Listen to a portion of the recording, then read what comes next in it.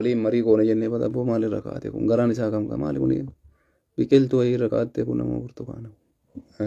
Arkee.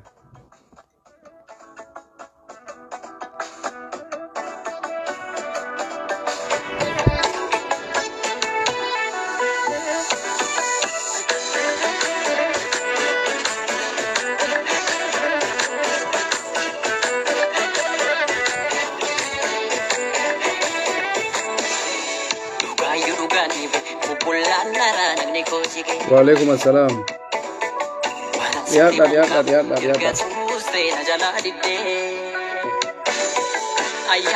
Ayadan lubus itaba imbarre dubaku egaran duru iciti kaba intane ataku ayadan lubus itaba imbarre dubaku egaran Manchester Oite harra saati tokko walakka booda Arsenalin dhukeetti kaa'unar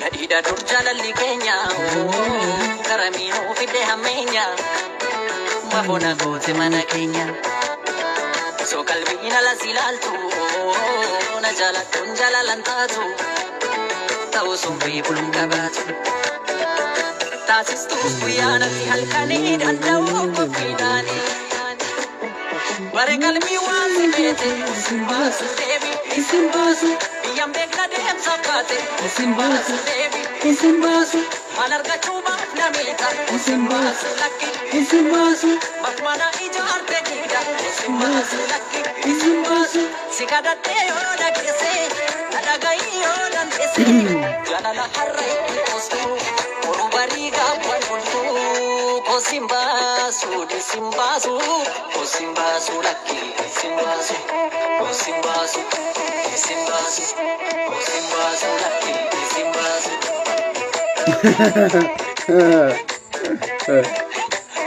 Fano saya tadi enam kolfi nak kabe wallahi. Kolfa eda kolfa boleh ada dia kolfa boleh.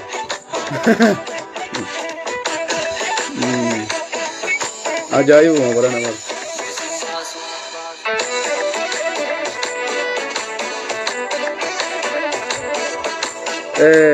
Dansa kawab tu ayi sini kaba.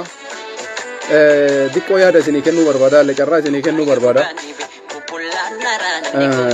Ibsa kafa bazir ratille amma sammo erga wayi isni qabu barbada dumati jumla da wallaggat ummanni oromo dumate ummanna wallagga isa kana ratti oromo da falle wanjeru tokko yaada kennachu qabdan jere yaada lamma farrat ammo ibsi partin kafa baze akkamit laltani ibsa waye bareda da ibsa sana ne duna taye jira akkatan inni itti bayle heddu kata hunda wama irkesa kaba kana wali mari gona me dua oromo tana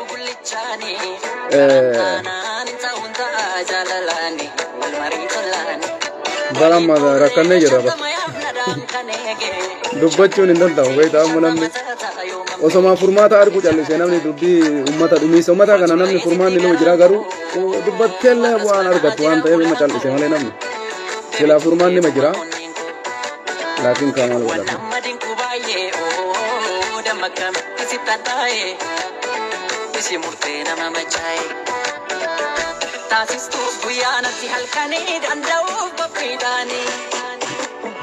bare kalbi wansi bete simbasu devi simbasu yang bekna dem sapate simbasu devi simbasu malarga chuba namita simbasu Okay, assalamu alaikum warahmatullahi wabarakatuh. Hordoftoota keenya qaalii jaalatamoo kabajamoo har'a ka warri YouTube asumaan dhufanii nu daawwatanii hordoftoonni kiyya jechuudha. Namoota qaqqaalitu warra YouTubetiin hordofaa waan gaarii dhaga'uu namni barbaadu jechuudha. Kanaaf gara YouTubetiin gabaasa keenya gabaasaa jirra. Namoonni achiin namni bu'aa qabu dhufee achumaan nu dhageeffata. Warri Facebook irratti nu eegu kuni bari isaan haa ta'u jecha akkuma karaa osoma deeman si goru malee warra waallee dhageeffatee irraa fayyadamuu miti. Warri feesbuukaa kun namni dhugumatti waan kee jala deemee yaada kee dhaga'uu barbaadu bakka hundattuu dhufee si dhageeffata. Akkam jettan uummata keenya fayyaa keessanii baga jiraattanii jaalalatuu si qabee jaalalli qaatana qabdee duraa wayita xiqqaa amma waa'ee majaalalaatu beeytaan jettu. Namni jaalala irraanfatee hoo addunyaa kanarra barbaadde tokko faana namu. Namni duraan jaalala kana beeka amma jaalala irraanfadheera. Nama osoo na jaalattaniiyyuu shamarran waa takka isin jaalachuu hin danda'u. Profeesarri dhiisee jira waa'ee jaalalaa kana irraanfatee jira. Profeesarri beeytanii jaalalli amma nan qabdu. Akkasii walumaa galatti assalaamu alaikum. Baga jiraattan uummata qashtii, uummata qaalii, uummata Oromoo hundi keessanuu. Har'a akkuma beektan odeeffannoon keenya karaa yuutuubiitiin isinii dabraa ture. Har'a ammoo yuutuubiidhaan hin dabarsine. Asumaan dhufee tumamee feesbuukaan waa jedheetiin dhufee achumaanuu namni haarawaa taatan yuutuubii kiyya kana liinkii gattuqaa sabiskiraayibii godha maatii ta'a isiniin jedha. Kama yuutuubiitiin odeeffannoo qofa oduu isin dhaga'uu qabdan qofa waan dhagamuu qabu qofa isinii dabarsa. Akkasitti achiin hordofaa isiniin ja'a.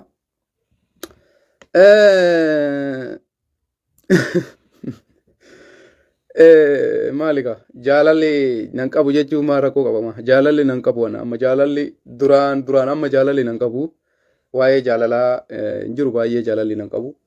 Akkas jechuu barbaadeetti amma ajandaan kiyya carraa isinii kennuu barbaada. Gaafii namni yaadaan seenee yaada keessan ergachuu barbaadan xiqqoo isii waa dubbadhee yaada isinirraa fuudha. Intarneeta keessan sirreeffattanii seentanii yaada kennachuu dandeessanii. Dhugaa qofarra dhaabbattanii jechuudha. Oromoodhaaf furmaanni kana jettee lafa keettee baata jechuudha. Sigalee dubbiin Oromoodhaaf furmaanni jiru kana quci. Uummanni Oromoo sirraa fudhatee dhiiseen suni uummata Oromoo ilaallatti malee anas miti jechuudha. Warra isin dhageeffatu uummata Oromoo bal'aa. Amma walumaa galatti gidduu kana akkuma isin agartan kana inuma taa'ee ilaala siyaasa Itoophiyaa kanaa fi haala Oromoon keessa jiru kana. Ajjechaa Wallagga irratti raawwatamaa jiru kanallee taa'eetu bari balaala. Laakiin ammoo falli lafuma jira. Amma waan tokko waan uummanni Oromoo isin amanuu qabdan tokko isinitti marra. Biyya hidhattoonni hidhatee qaamni tokko meeshaa waraanaa hidhatee keessa socho'u keessatti duuti abadan dhaabachuu hin dandeessu. Dhugaa hadhooytuudhaaf fudhadhu. Biyyuma feete. Qaamni tokko meeshaa waraanaa hidhatee naannoo keessa socho'u keessa duuti abadan hin dhaabbatu. Nama ajjeesullee hin beektu. Dhugaan uummataallee hin baatu. Fakkeenyaaf warri Suudaanii turtanii yaadatan. Suudaanii gubbaatii fi Suudaanii wanni tuni wal lolti yeroo baay'ee. Naannoo hidhattoonni keessa wal loltu sanitti namni guyyarraa dhufu. Fakkeenyaaf amma Itoophiyaa keessa fudhadhaa bakka lolli jiru amma Tigraay keessa fudhadhu. Naannoo tokko gara wallootiin fudhadhu bakka hidhannoon jiru jechuudha. Kanaafuu amma ummata Wallaggaa irraa du'a dhaabna jechuun ani abjuudha jedhee fudhadha. Akka kiyyatti hin danda'an du'a dhaabuu. Sababiin isaallee lafa jira. Amma tokkoffaa dhaamsi ani dhaamu namni akkuma walitti aanuu waliif dhukkubsachuu danda'a. Amma qabsoon Oromoollee garas garagaltee jirti. Nuti qabsoo Oromootiif tokkummaa barbaachisa uummata keenya jennaan didee namni marti isaatu walumaa gaggaragalee jabaa Oromoo xiqqeessutti kattaa'e. Amma dhaamsa takkatti isinii dhaaman. An xiinxallallee baay'ee kennuun barbaada akkuma isin na beektan dhiisee jira. Maaliifi waan bu'aa hin qabneef namni si jalaa dhagahu hin jiru. Akkuma isiniin jechaa ture namni martuu amma beekaa ta'ee jira. Tokkoffaa amma du'a uummata Wallaggaa dhaabuu yoo ka barbaachisu taate amma yeroo sadaffaadha. Wallagga keessatti ajjechaan akkanaa jumlaan kan raawwatan. Haga har'aatitti namni achitti rakkoo raawwate tokkochi seera dhiyaatee hin beeku. Wallagga daldala siyaasaa ta'e uummanni Wallaggaa har'a. Isinii gala jiran. Wallaggaan amma booda ittiin siyaasa daldalan malee du'a irraa dhaabuu hin danda'amu. Namni garii waan kana wayitaan jedhu na harabar. Garuu dhugaan lafa jiru kanuma. Mootummaan ittiin daldala. Faannoon ittiin daldala. Qaamni kamuu achi keessa socho'u ittiin daldala. Namnummaan lubbuu namaa eeguu danda'u hin jiru. Waraanni adda bilisummaa hidhatee socho'us lubbuu uummata Wallaggaa eeguu hin danda'u. Abiyyiin Ahmadis lubbuu uummata Wallaggaa eeguu hin danda'u. Faannoonis lubbuu uummata Wallaggaa eeguu hin danda'u. Isaan kana sadiin jidduutti ammoo Wallagga qumaara ta'e siyaasa ittiin taphachuu. argitanii rakkoo jiru kana furuun hin danda'amu. Amma nama dheengadda nama meeqa dhume nama 55 mootummaan hin waakkata faannoon hin waakkata ijoolleen bosona jiranis hin waakkatan dhugaa wallaggaa abadan arguuf hin teettu Oromoo wallahi waan garaa kiyya jiru siif mala ummata wallaggaa irra du'allee dhaabuu hin dandeessan dhugaa ummata kanallee baasuu hin dandeessan mootummaallee ni waakkata faannoonis ni waakkata waraanni adda bilisummaa Oromollee ni waakkata garuu du'a namaa dhaabuun hin danda'ama abadan haga qawween achi keessa socho'utti duuti ummata wallaggaa irra hin dhaabattu. Maali kaarra maaliif du'a wallaggaa qofa boota kaleessa Oromiyaa guutuu keessaa booyaa turtanii bara Oromoo kaleessa du'a Oromiyaa hundarraa dhaabi jettanii booyaa turtanii har'a maaliif du'a wallaggaa dhaabuudhaaf boottan wallagga maaltu isa mudate waan Oromoo kaaniin adda mee deebii kana na deebisa kutaan kun boonee akka barbaadetti qotatee akka barbaadee facaafatee nagayaan bahee gala Oromiyaan wallagga qofaa miti Oromoo wallagga qofaa miti wallaggaan garuu cinqaa achi keessa jiru isin quban qabdan hundi keessan akka gaarii jiraachaa jirtan kutaalee Oromiyaa hunda akkana garagalfadhu fuula kee ilaala garanallee garagalfadhu fuula kee ilaala wallagga du'ee qofa dhageettar wallagga dhume namni akkasii jumlaan dhume gaafa mootummaan nama 200 dhume jedhe yaadatta Oromoo gaafa mootummaan nama 200 dhume jedhee jalqaba takka jedhee lola Tigraay irra labse yaadattani waggaa lamaan irra achirraa kaasee ammallee nama 100 ho'itti dhume lammaffaa itti deebise amma kun sadaffaan namni 55 waraanni adda bilisummaa Oromootis du'a wallaggaa dhaabuu hin danda'u abiyyiinis dhaabuu hin danda'u faannoon isin jettanis dhaabuu hin danda'u duuti wallaggaa itti fufti haga qawween wallagga keessa jiru kuni fala argatutti mootummaanis waraanni kamuu faannoo jettanis ta'e hidhattoota waraana adda bilisummaa Oromoo ta'e gadi taa'aniitiin araaratti deemuudha qaban du'a wallaggaa dhaabuu barbaannaan furmaanni tokkoof tokko qofa araara bicha ummanni nagayaa garuu sute lafarra haga qawween kuni xish jechuun hin jirretti nageenni takkan bu'u maaliif beeytanii martuu was sodaata amma fakkeenyaaf ati qawwee hidhattee hogguu deemtu kunis si sodaata atis kaan sodaata atis namni meeshaa hidhatee deemu martuu was sodaata bar mootummaalleen akka carraa ta'ee yoo nu argatan jarri kun nu ajjeesan jedha jarris mootummaa yoo nu argate nu ajjeesa jedha kunis kun yoo nu argate nu ajjeesa jedha marti isaatu qawwee baatee waan deemuuf ummanni nagaa jidduu kanatti muchul osoo homa feetan gootanii har'a maaliif Oromiyaa guutuu keessa wallaggaan propagaandaa gootanii maaliif daldala siyaasaa gootanii wallaggaan ittiin daldaltan har'a mootummaan har'a wallaggaan ittiin daldalaa jira qaamni hidhatee jiru kamuu wallagga daldala siyaasaa ta'ee jira bilisummaa wayituu kutaa tokko keessa qofa qawween dhufu hin jiru wallahi kana jala sarareessiif himaa Oromoon kaleessa wayyaanee ofirraa kaasuu ka danda'eef waan akka Oromoo guutuutitti gaafa wallagga du gaafa Arsiin du gaafa Harargeen du gaafa Jimma du gaafa Walloon du gaafa Guji du gaafa Booranni du afaan takkaan gabbayeetiin hin du'asanii waan walii falmeef har'a maal jedha beeyta wallagga dhume jedhan namni wallagga azzanu hin jiru maal ta'e wallagga dhume maaltu fixe shaneef fixe maaltu fixe bilchiginna fixe maaltu fixe faannoo fixe daldala siyaasaa taate wallagga an dhugaa siima wallaggaati jedha sittiin daldalaa jiru Abiyyi Ahmadis Rabbi rahmata godheef dhaqee nama nagaa fixe shaneetu ajjeeseera isaanis achi dhufanii nuti hin ajjeefne kun mootummaa ajjeeseera kun asiin dhufee faannoo tura shaniyedha maa seensiftan faannoo wallagga seenee faannoon OMN ati gisee tokko saalfadhu OMN saalfachuu isin barbaachisa yeroo tokko isin jala saalfadha maal isin jala saalfadha beeytanii wallaggaan aanaa harroo guduruu gandoota aanota 16 faannoon to'atee jira jedha maal jechuudha kun aanaa 16 faannoon to'atee abboo gabaasa kanaan saalfattanii si wayita gabaasatan OMN hin saalfattuuti hin saalfattu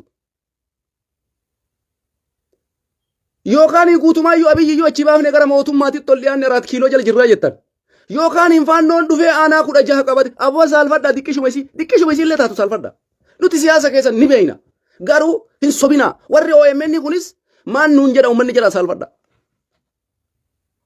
wayita dhufee faannoon aanaa ganda 16 wallagga keessa godinoota aanota 16 to'atu ani wallahi saalaaf kanan gabaasu dhugaa rabbii isinitti hima Oromoo na amana saalaaf waan kanan dubbadhu osoo nuti hidhanne Finfinnee 4 kiiloo seenna 4 kiiloo seenuu deemna mootummaa kana ariine maasara galchine duuka deemaa jirra jedhan Ana hagasii faannoon to'atee keessa deemaa jira. Sheemooniyu. Ittiin hin daldaalina uummata Wallaggaa. Dhiisa bakka. Dhiisa. Abboo isin jala saalfannee duune, isin jala saalfannee duune. Waa gabaasuu hin dadhabdan. Namni maan nuun jedhan jettan. Wallahi sheemooniyu. Hin fixinaa uummata nagayaa. Bakka siyaasa itti godhatan nama ajjeeftanii geessitanii quba walii qabdan. Ebalu ajjeese, ebalutu ajjeese, situ ajjeese, situ ajjeese, situ ajjeese. Ittiin taphadhaa uummata lafarraa fixa. Fixa lafarraa uummata.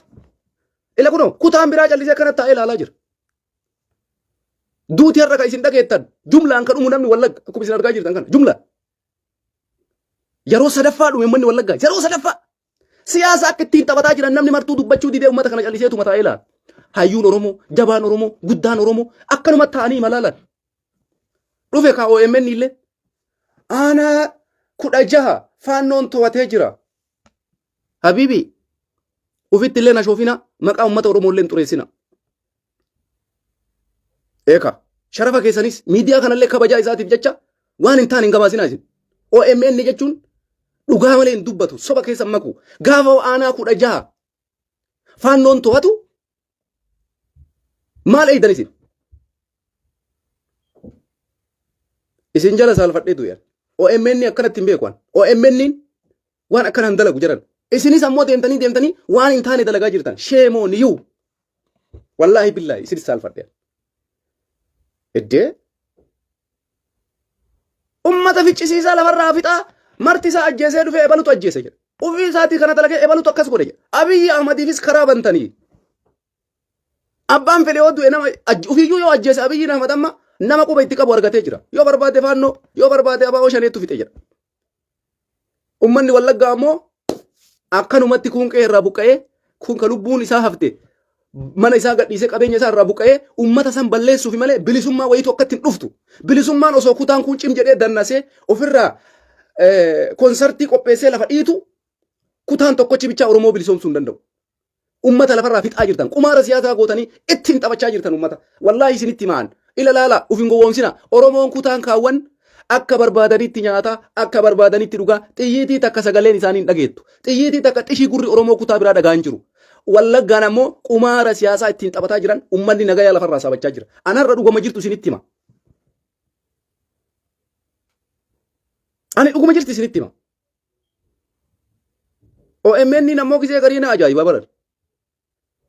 Ol kaloofnee jirraa. Arat kiilottuu jedha yookaan aanaa 16 moo faannoon qabate. Aanaa 16 faannoon qabate faannoon irraa baasuu dhiisanii uummata Oromootitti himan. Shuuf. Abiyyi Ahmad aangorraa kaasuu deema OMN. Laalabe. Abiyyi aangorraa kaasuu deema aanaa 16 faannoon qabatee nutti. Saalfadhu Habibi kuni qabsoo miti tapha. Amma siyaasa illee dhiiftanii tapha seentanii bara. Waan ijoolleen hin goone godhaa jirtanii bara. Osoo maa faannoon aanaa 16 qabaatee gabaasuun sirraan eeggamu ture. Maqaa Oromootiif. Maqaa ijoollee Finfinnee seenna jettu saniif iyyuu dubbachuun qabdan ture. Aanaa 16 godinoota 16 Wallaggaan faannoon qabate hogguu jettu kami qofa isin ka faannoo aanaa 16 keessaa baasuu hin dandeenye akkamitti 4 kiiloo deemaa jirtan. Waan akkana walitti illee mari'adhaa mee gisee tokko discussion isa jiran san beeytanii discussion nuun jedha barsiisaan keenya tokko duraan beeytanii mee walitti siqaa mari'adhaa jaa. Walitti siqaa mari'adhaa OMN walitti siqaa mari'adhaa. Isin jala saalfannee jirra isin jala saalfannee jirra. Sinjala salfannee jirra. Baqaam itti sinjala salfannee jirra.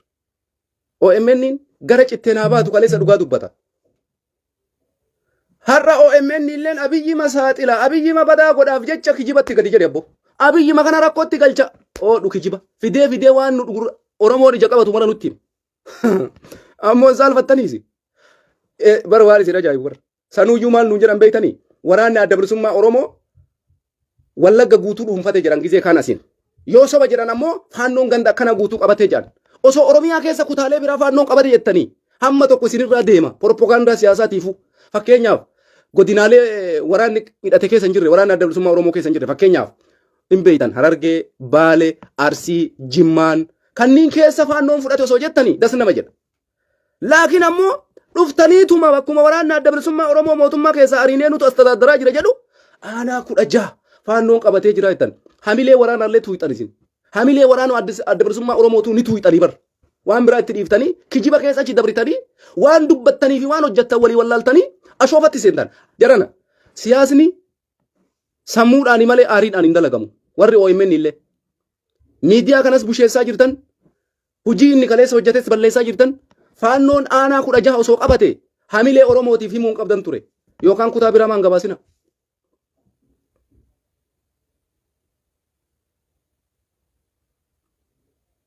Nama dhukkuba jiran osoma waa maraayyuu agarru dubbachuu dadhabdee callisile. Kana callaa isinii dubbachuu danda'e. Laakiin maaliif faayida? Maafi faayida? Maafi faayida? Yaa Wallagga. Isa kana dhalattoonni Wallaggaa si dhageeffadhu siif hima. Gandummaa miti. Ilma gooxii, ilma abbaa ebaluu jedhanii si hawaaman. Wallaahi ummata keetii sagalee ta'e obboleesso. Wallagga daldala siyaasaa taatee ittiin taphataa jiran. Marti isaatu si ajjeesee geessee ebaluutu ajjeesee jira. Si ajjeesee geessee ebaluutu ajjeesee jira. Kanaaf ummanni Wallagga daldala siyaasaa ta'e malee bilisummaan Oromoo akkanatti guyyaa qiyaamaa illee dhufu. Guyyaa qiyaamaa siin jaa qabsoo miti. Guyyaa qiyaamaa bilisummaan Oromoo akkatti hin dhufne. Bari hin beeynaanu. Qabsoo Oromoo hin beeyna bar. Oromoo yoo akkam ta'e akka itti xilaata kuffisuu ni beeyna bar. Bakka hayyuun ciisee silaalluutti qabsoon ta'e deemuu hin dandeessu. Takka jedhe lammaffarratti Oromoo eega jedhamne nuti Oromoodha. Oromoodha. Duuti Wallaggaa si dhukkubuu qaba. Nama Oromoo ta'e hunda walii dhukkubsachuu dhiisee jira namni kamtu. Maaltu kana godhe beeytanii? Warri nama ajjeesu kunniin marti isaatu dafeetiniin kaantu kana godhe siin jedha. Si ajjeesee geessee ebalutu akka godhe jedha. Mootummarraayyuu kaasi mata Abiyyi nama ofii isaatii kana godhe jedhee nama nu bara. Hin nama nu bara. Akkuma beekame amma gara mootummaatti beekamaadha. Faannoon jaalata mootummaa nama faannoon ta'isaati faannoo isa mormitu bosona galchee jira akkuma isin beektan. Faannoon osoo waan feete hojjette mootummaan faannoo irraa morma malee hin fudhatu ta faannoo. Eenyutti quba qaba? Ijoollee makeenna ka bosona jiran kana quba qaba. Wallaggaan akkanuma jidduma kanatti lafarra.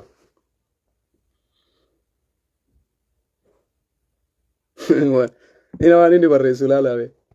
Jamaali waan inni barreessu ilaalame. Jimmaan faannoo dhiisii shaneenu hin seentuu jedha.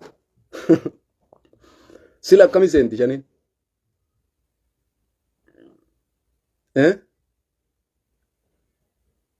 Isa kana jedhan. Du'a Wallaggaa dhaabuu barbaadaan hatattamaan gara araaraatti deemu. Falli biraan jiru. Wallaahi arisii tana isin dhiima Oromoo. Saniin gara kaanitti guyyarraa waa takka bar. Oromoon waa takkatti hin irraanfachuu hin qabnu. Nuti Hacaaluu Hundeessaati homaa godhuu hin dandeenye beeka. Hacaaluu Hundeessaa homaa godhuuf hin dandeenye shaamaa bichaa qabsiifnee fi itti dhiifne bara.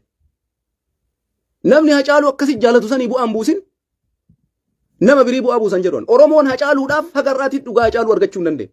Shaamaa qofa qabsiisanii booyanii waggaa 2 boonne Hacaaluudhaaf. Waggaa 2 qulqulluu. Shaamaa qabsiisu gara suuqii takkatuu namni du'a marti isaa gadi jedha bakka.